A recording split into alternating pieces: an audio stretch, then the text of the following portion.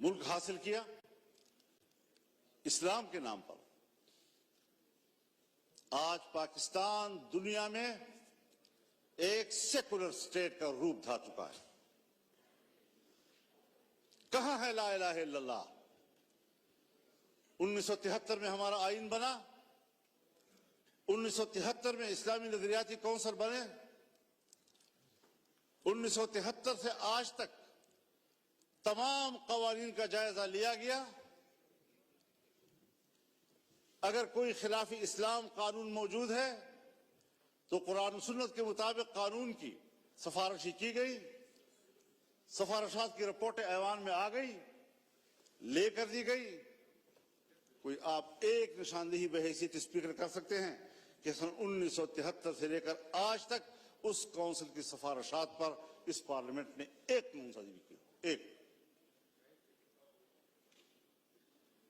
اسی لیے کہ جن لوگوں کو ایوان میں لایا جاتا ہے، جن لوگوں سے ایوان بھر دیے جاتے ہیں، ان کو قرآن و سنت سے کوئی دلچسپی نہیں ہے، پاکستان کے نظریے سے کوئی دلچسپی نہیں ہے۔ کیسے آپ دنیا میں شناخت کرائیں گے اپنی کہ ہم ایک اسلامی مملکت ہیں؟ آپ کا آئین کہتا ہے کہ حاکمیت اللہ رب العالمین کی،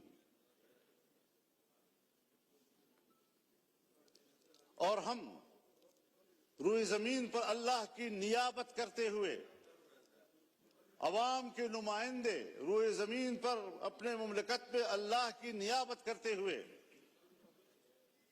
ان کی تعلیمات کے مطابق قانون سازی کریں گے۔ ہماری انفرادی اجتماعی زندگی قرآن و سنت کے تابع ہوگی۔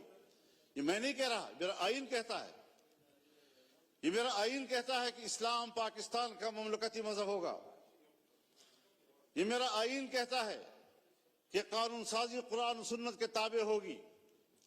یہ میرا آئین کہتا ہے کہ قرآن و سنت کے منافق کوئی قانون سازی نہیں ہوگی۔ اس پر کوئی عمل درآمد کاغذی حد تک بھی، آپ تو ان اداروں کو بھی پابند کر رہے ہیں، نیست و نابود کرنا چاہتے ہیں جو ادارے آپ کے اس ملک میں کسی طرح دین و مذہب کی علامت ہیں۔ ان کو آپ معاشرے کا مین سٹریم ہی نہیں سمجھتے۔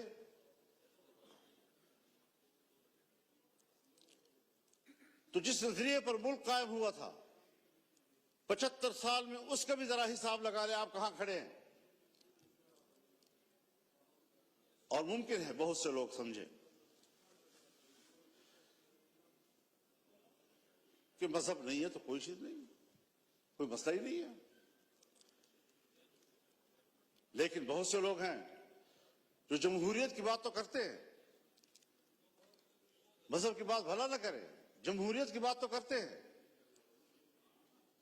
تو ہم سب مل کر سوچیں ذرا کہ جمہوریت کدھر ہے ہماری؟